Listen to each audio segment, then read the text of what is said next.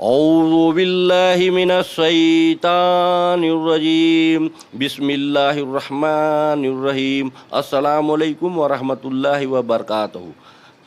عاشورہ کی خیرات کی برکات۔ عاشورہ کے روز ملک دورے میں قاضی صاحب کے پاس ایک سائل آ کر عرض گزار ہوا، میں ایک بہت پریشان آدمی ہوں، آپ کو یوم عاشورہ کا واسطہ میرے لیے 2 سیر روٹی، 5 سیر گوشت اور 10 درہم کا انتظام فرما دیجیے، اللہ تعالیٰ آپ کی عزت میں برکت دے۔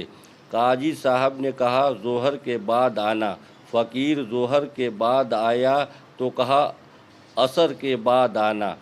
وہ عصر کے بعد پہنچا تب بھی کچھ نہیں دیا، خالی ہاتھ ہی ترکا دیا۔ فقیر کا دل ٹوٹ گیا۔ وہ رنجیدہ ایک نصرانی کرسچن کے پاس پہنچا اور اس سے کہا آج کے مقدس دن کے صدقے مجھے کچھ دے دو۔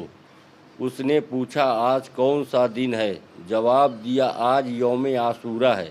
یہ کہنے کے بعد عاشورہ کے کچھ فضائل بیان کیے۔ اس نے سن کر کہا آپ نے بہت ہی عظمت والے دن کا واسطہ دیا، اپنی ضرورت بیان کیجیے۔ سائل نے اس سے بھی وہی ضرورت بیان کر دی۔ اس نے آدمی کو 10 بوری گیہوں، 100 سیر گوشت اور 20 درہم پیش کرتے ہوئے کہا کہ یہ آپ کے اہل و عیال کے لیے زندگی بھر ہر ماہ اس دن کی فضیلت و حرمت کے صدقے مقرر ہے۔ رات کو قاضی صاحب نے خواب دیکھا کہ کوئی کہہ رہا ہے نظر اٹھا کر دیکھ۔ جب نظر اٹھائی تو 2 عالیشان محل نظر آئے، ایک چاندی اور سونے کی اینٹوں کا اور دوسرا سرخ یاقوت کا تھا۔ قاضی نے پوچھا یہ دونوں محل کس کے ہیں؟ جواب ملا اگر تم سائل کی ضرورت پوری کر دیتے تو یہ تمہیں ملتے، مگر چونکہ تم نے اسے دھکے کھلانے کے باوجود بھی کچھ نہ دیا، اس لیے اب یہ دونوں محل فلاں نصرانی کرسچن کے لیے ہے۔ قاضی صاحب بیدار ہوئے تو بہت پریشان تھے۔ صبح ہوئی تو نصرانی کرسچن کے پاس گئے اور اس سے دریافت کیا کہ کل تم نے کون سی نیکی کی ہے؟ اس نے پوچھا آپ کو کیسے علم ہوا؟ قاضی صاحب نے اپنا خواب سنایا اور پیشکش کی کہ مجھ سے 1,00,000 درہم لے لو اور کل کی نیکی مجھے بیچ دو۔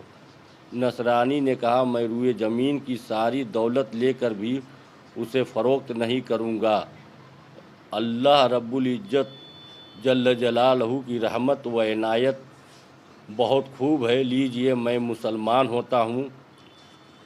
یہ کہہ کر اس نے پڑھا اشہد ان لا الہ الا اللہ و اشہد ان محمدن عبدہ و رسولہ، یعنی میں گواہی دیتا ہوں اللہ عز و جل کے سوا کوئی عبادت کے لائق نہیں، اور گواہی دیتا ہوں محمد اس کے بندے خاص اور اس کے رسول ہیں صلی اللہ تعالیٰ علیہ وسلم۔ السلام علیکم رحمۃ اللہ وبرکاتہ۔